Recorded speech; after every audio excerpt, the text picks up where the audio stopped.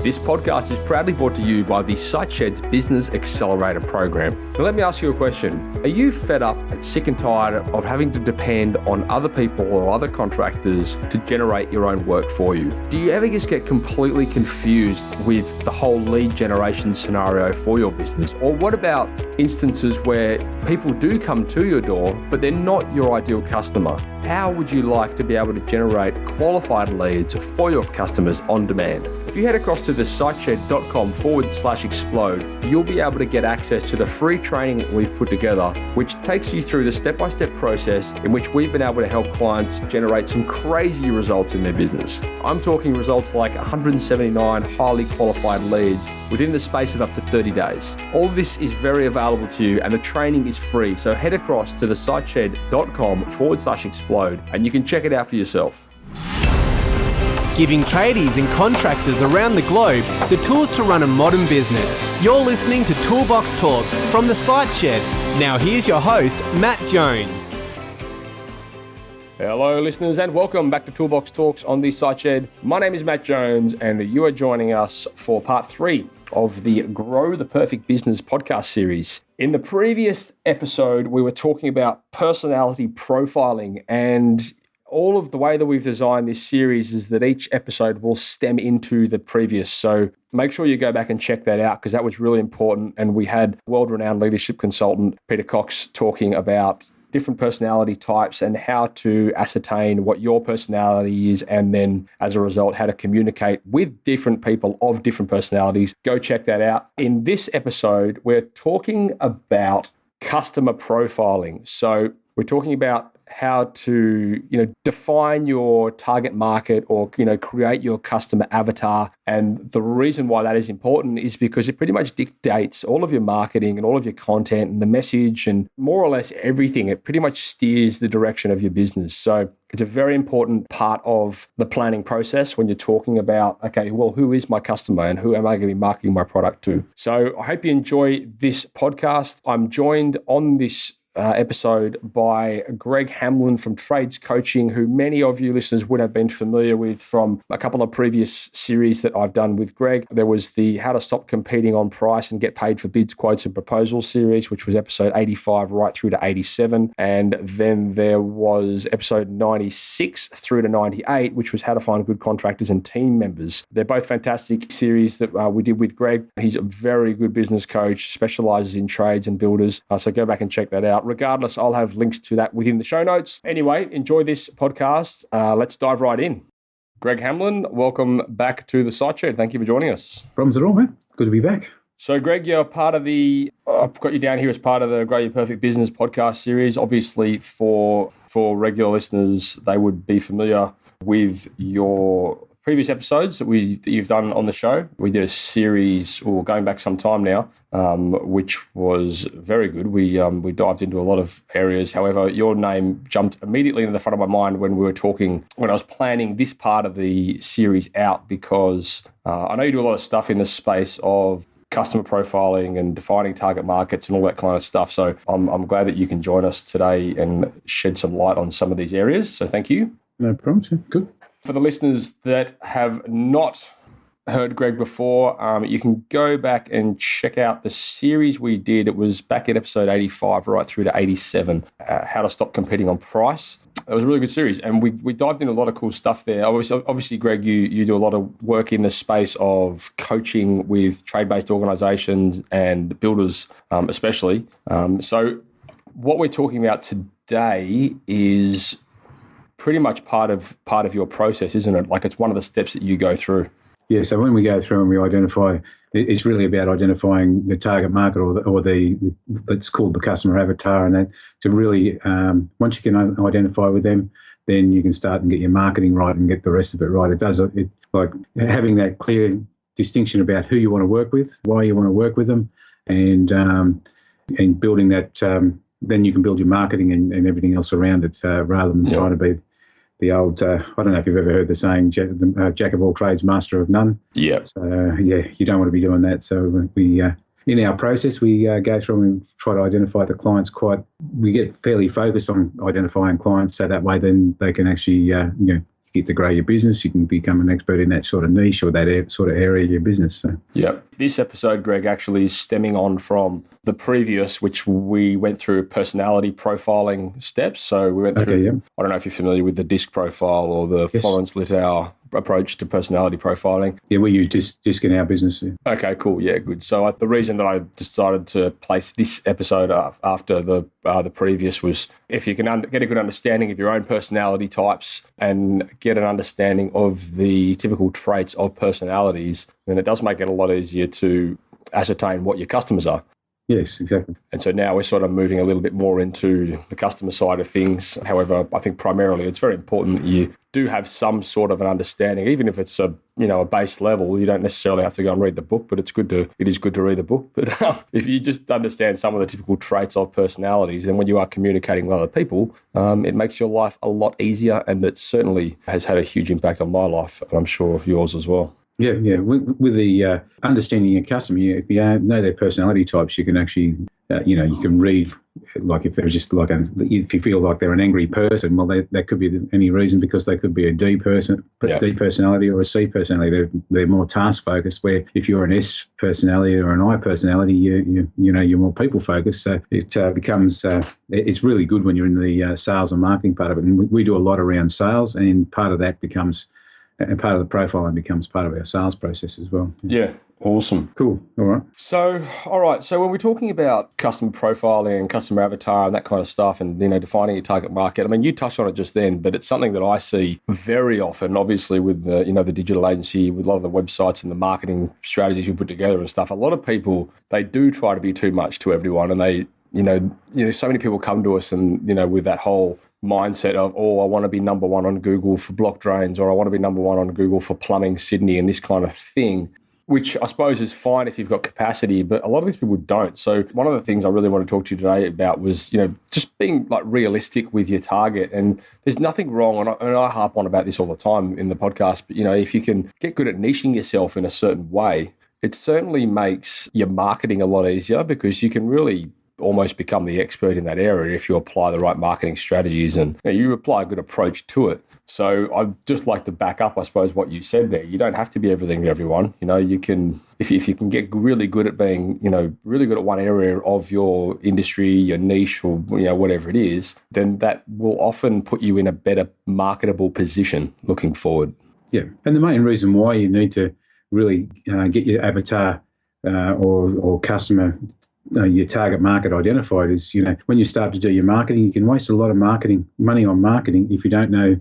We use the marketing triangle, which I'm sure you've heard of before, which is identify your target market, get your message right to that target market, and get the medium right to be able to get to them. And if any one of those are broken, your marketing will bomb. So, when you define your customer, who your customer is, you need to understand what the conversation's going on inside their head, and not everybody really is a customer right away. And it's also important to understand that they're somewhere on the buyer's journey. Yep. And the buyer's journey is made up of, future buyers, soon buyers, and now buyers. And there's so much, I suppose, opportunity lost because people don't understand the buyer's journey. But the idea of your marketing is put the person onto the buyer's journey so that you can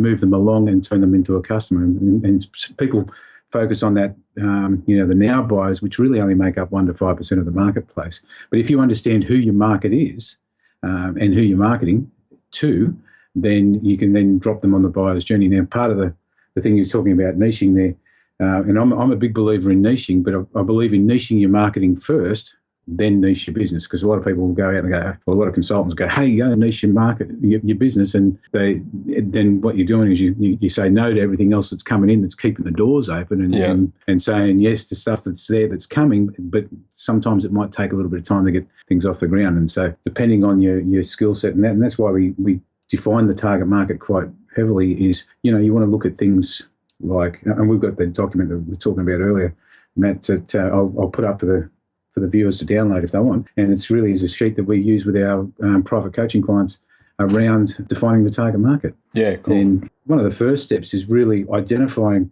you can be selfish here, go back and look at, if you've been in business for a while, you be selfish and go back and look at the jobs that you've made money on. Look at the jobs that you've liked, the ones that you really enjoyed doing, the ones that you made money on, and you make a list of 3 to 5 of those. And And from that list, you then go through and just, define which jobs ran smoothly, which ones were A-grade clients. And what I mean by A-grade clients, the ones that paid on time, the ones that, they were a pleasure to work with, not the ones that, do variation. Depends on whether you're a builder and that sort of stuff, and they expect variations for free or they expect everything for nothing.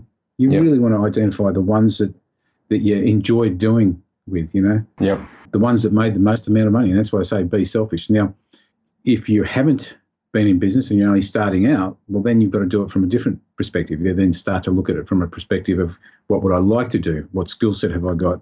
Who's the ideal target market that I'd like to work with? But again, all of this comes back to being able to get it so you can do your marketing and you get a profitable business at the end of it. Yeah. Get your marketing right and build profitability. So just to recap as well for the listeners, we're following one of Greg's frameworks that he uses with his paid coaching clients, and this framework we will put in the on the webpage in the notes section there, so you'll actually be able to get in and use this. And Greg's got a whole bunch of really, really awesome material that he's got in that same package. So head across to the show notes and you can get hold of this document for nothing, which is a massive value add. So thank you very much for that, Greg. Also, no problems at all. But just keep going with that same flow. With it, once you've actually identified who they are, the ones that you really like, I do it myself in my own business. I've got a list of people, what their ages are, so the things like their age, their gender.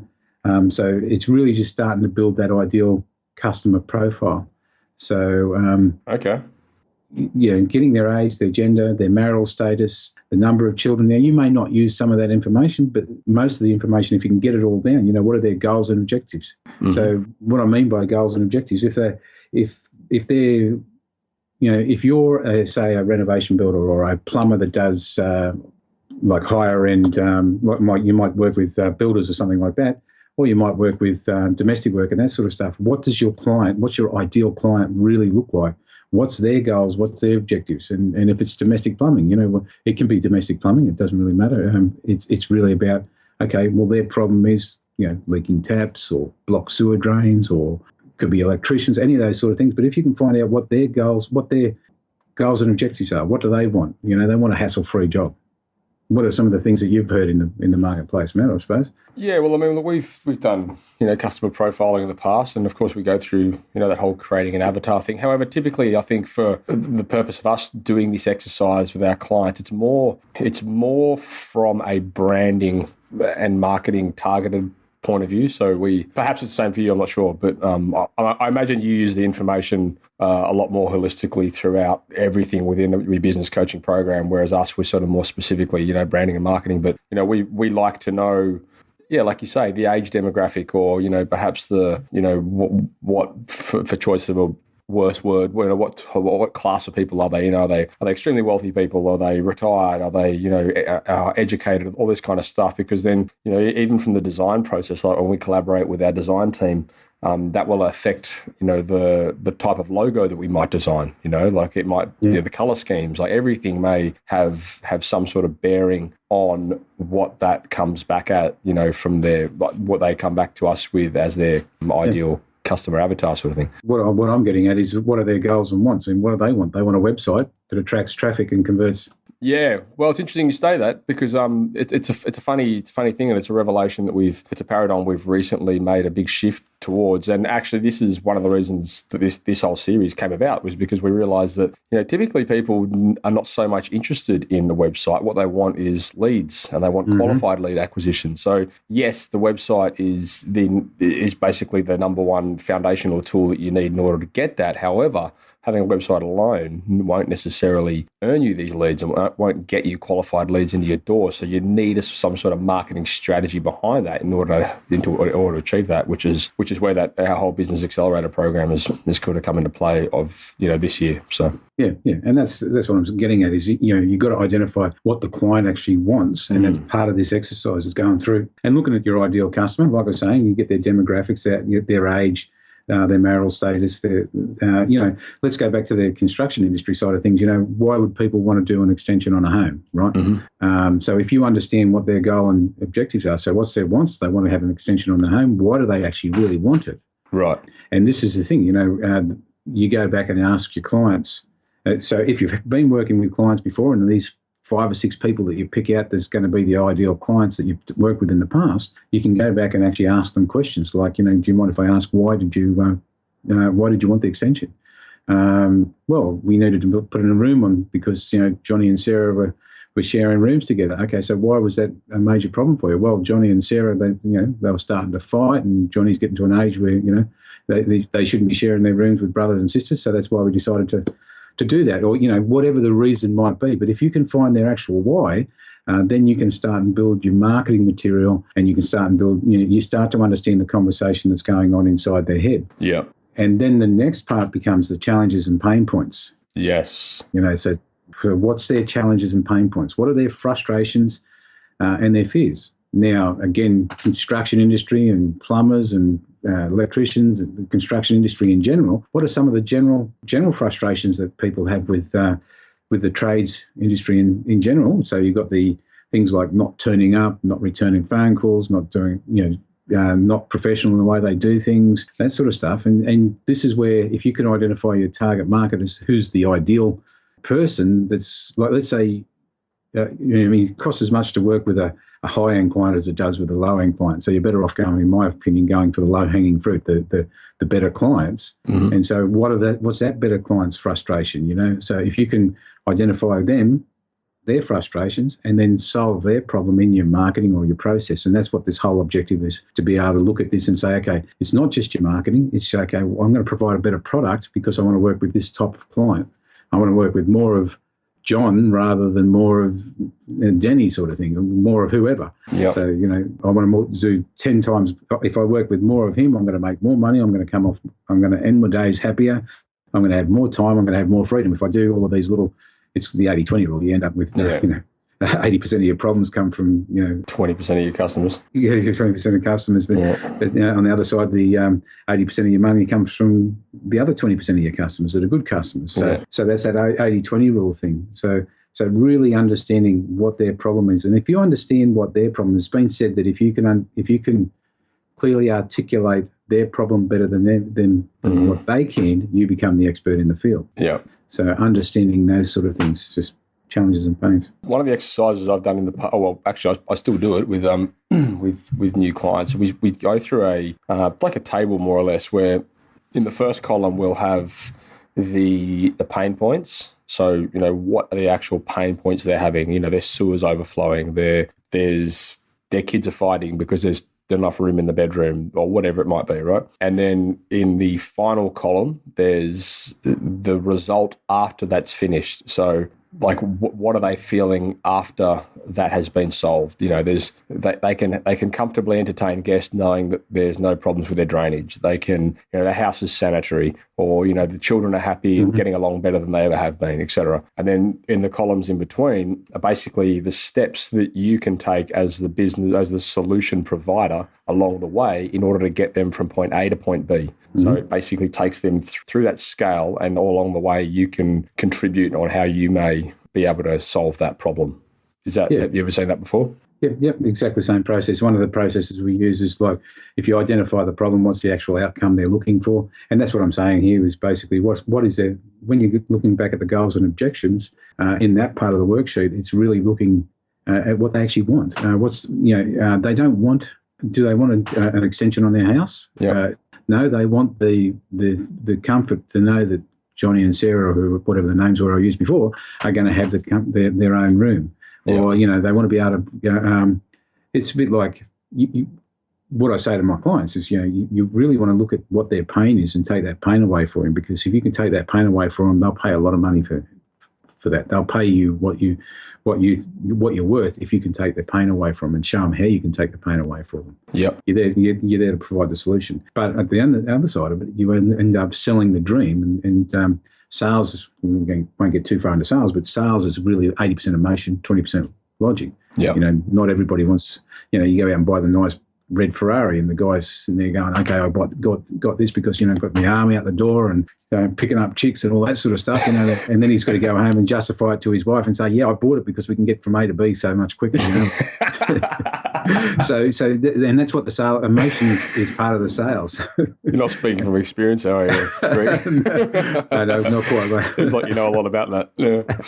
Yeah, you've seen it once or twice before, mate. A couple of clients with good cars. And I noticed in the third step there, Greg, you've talked about understanding geographic location, which I would say would be relevant to probably 95% of our listeners out there. Understanding that is very important, especially from a marketing perspective, because I certainly see a lot of companies waste a lot of money advertising in areas that is completely not serviceable. Talk us through that a exactly bit. Right. I've actually had...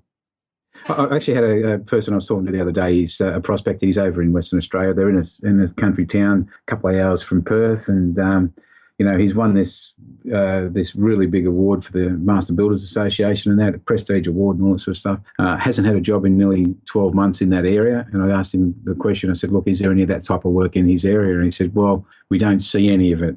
And I'm going, "Well, you're in a niche that there's no work. Why? You're going to have to change your niche, because you can stand there and say, yeah, we do prestige multi-million-dollar homes, but they're only selling $200,000, $300,000 homes, right? And it's more project-style building. Occasionally you might pick one up, but if that type of work's not there, it's pointless. And so in that third step, it's really identifying.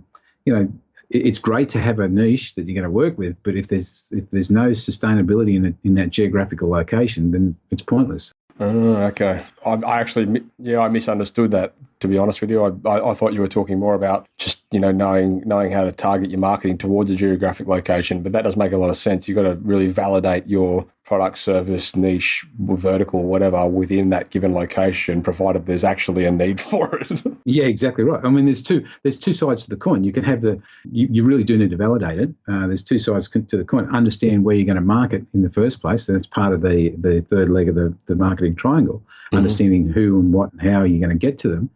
But then really making sure that there's enough money in there. A good example of that is Adam from Powerbuilt years ago when we were working together on prestige homes. He was doing second or third home builds, and it was in the Camden area. And when I first started with him, going, Camden, will people buy out there? So my judgment of Camden was a little bit different to what his was. Mm-hmm. And I'm going, really, is there many people there? And he's going, mate, you should see what's here. And so basically he changed my perspective, because I suppose my perspective was, I'm an outsider looking at, mate, I wouldn't move to Camden. That's really... my judgment, but he was in the amongst the mix of it, and he went out and did some research, and there was plenty of people there wanting to do second or third home builds. So I was quite happy to live out there and commute to Sydney. And so he, like I said, he actually quadrupled his business in less than 18 months, because he started to target. He knew who his target market was. He knew who that was. He knew there was plenty of work in that area. He then identified with them. So in his case, he was looking for the people that, when he first did his first one, it was people that were actually in IT industry. And so the husband was in IT. The wife was in banking. They had two kids, but they were teenage kids. They'd been through a first home build, so that's one of his criteria was whether they had been through a first home build before. So they'd been through a first home build. And they wanted less hassles, and they wanted a better things like movie rooms and all those sort of things he was starting to put in there, and automation and that sort of stuff, because that was his target market. And because he became the professional in that area for that, he was able to charge more for it. Yeah, wow. That's interesting, isn't it? I mean, and that just, I suppose for the listeners out there, that's a pretty good example of some heavy, like defining your customer avatar. Like when you're talking about, what industry they're in and what industry their wives are in and how old their children are, this kind of stuff. I mean, where do you stop with this stuff, or is there no real boundary? It's just a matter of the more information, the better kind of thing. The more information, the better, because if you can find out. So one of the things that Adam found out was that these people. So what he did, he actually took photos of both of them and had the husband and wife, and who was involved in the sale, like who were the people's roles in the sale. Now he knew that the wife was really actually the decision maker. He knew that for sure, because he has one, clearly. Yeah, because he has one in the first. Yeah, that's probably part of it. But the wife was a decision maker, and But so he knew he had to have both of them there at any meetings he had, but he knew that the guy was into golfing and that helped build a little bit of rapport. So again, just identifying things to be able to help build rapport and build that relationship and build confidence in the work that he did. And that's why it's good to find out that information. Okay. And just, I mean, you don't have to go in with a notepad and go, hey, do you do this? Do you do that? Do you do that? That's not the style of thing. You do it conversationally. You work out who they are, how old they are. You take notes about the kids and all that sort of stuff. But that's the biggest thing, I suppose, is once you do that first call, try to get as much information as you can so you can identify with them as much as you can. And he did surveys back through his clients, so that's why he got a lot more of the information. Okay, and I suppose like with that information at hand as well, if you use that information in your marketing, it will typically mean that you attract that type of customer. So you've got a better chance of qualifying that person, before they get to you. So they do kind of suit that profile. So that's also important. Okay, now getting towards the end of this, Greg, I just wanted to ask, just in relation to what we were just talking about. So, okay, we put all these customer profiles in place and, we've got this avatar set and we have, 5-10 customers that come to us, in the next couple of months. However, 5 of them don't exactly suit our avatar. What does that mean? Do we flick them? Depends on how far out they are. Can they be an A grade, B grade, or C? So if they're a C or D grade client, you flick them. You just if there's something that's not doing anything. This is where I was saying about niching your marketing, and this is where you don't niche your business. If you're looking desperate for work and you need work, well, then you kind of take anything that can fog a mirror and got a pulse, not necessarily in that order, right? Because you've got to make money at the end of the day. But, I mean, I've seen people where they've just taken the client and they've gone, I know this, I need the money, and I know these are going to be a pain in the backside. I know, and then 3 months later I come in and I'm sitting there and going, why have you got them on? It's become a problem for you. Yeah. And so, in my opinion, you're better off not going the D grade clients. You're better off not taking the avatar. If you can then, if they're not your ideal prospect and you don't need the work desperately, I would palm them off to potentially. What I tend to do is like, if let's say it's you're a builder that does new building, or you're a plumber that does engineering, right? And you get a domestic. So let's do the plumber because that's probably more related to your audience, I think, isn't it? I'm not sure, but. Yes and no. Yep. Okay, fair enough. But let's say the engineering plumber gets a lead, but it's a domestic plumbing job, right? Yeah. So you're better off getting a relationship with somebody that does domestic plumbing work and give them to them. Yes. Rather than you doing the engineering work. What's the whole objective is you become the go-to person for your niche. You're the expert in your niche. And that's what I was saying about being paid more and that sort of stuff. But if you are starting out and you do need that person that can fog a mirror or got a pulse, then you've really got to make a good judgment call about, okay, it becomes a tough call when you're just starting out. And it does. You've got to kiss a few frogs. Yeah, that's right. And look, we've all been there. I mean, I've been in that situation as well, where you just, you need the work, so you take the job knowing that it's going to be a pain in the butt. And I think it's all part of the learning experience as well, isn't it? Yeah, exactly right. And once you get to a certain point, then you can say no to some of that stuff. And you can go, okay, right, now I'm going to make money. Now I can focus on it's not just the money. Now I can have a bit of lifestyle. So you can actually build a business rather than just having what feels like an underpaid job by just racing after everybody that's out there. Yeah. You then start to build something that you're known for, you become the expert for. And once you're doing the same thing over and over again, you might get bored with it. But if you've got a good, solid, structured business around one potential niche, then, you can build systems easier for it. You can build marketing easier for it. You can, so it's a whole heap of, it just makes the business so much easier to grow. And that's what a lot of the guys, like I said, Adam, quadrupled his business less than 15 months, and because he focused on one niche and became the expert in that niche and became the go-to person. Sounds like he did a good job as well in researching. So he actually took the time to, explore what he thought was a good idea and made sure that it was a good idea before he invested everything into it. So I think that's another good credit to him. Yeah, it's a takeaway because, I've got Preston's down in Kangaroo Valley. They did exactly the same sort of thing for rural blocks. They do rural home builds for people coming out of Sydney. Okay.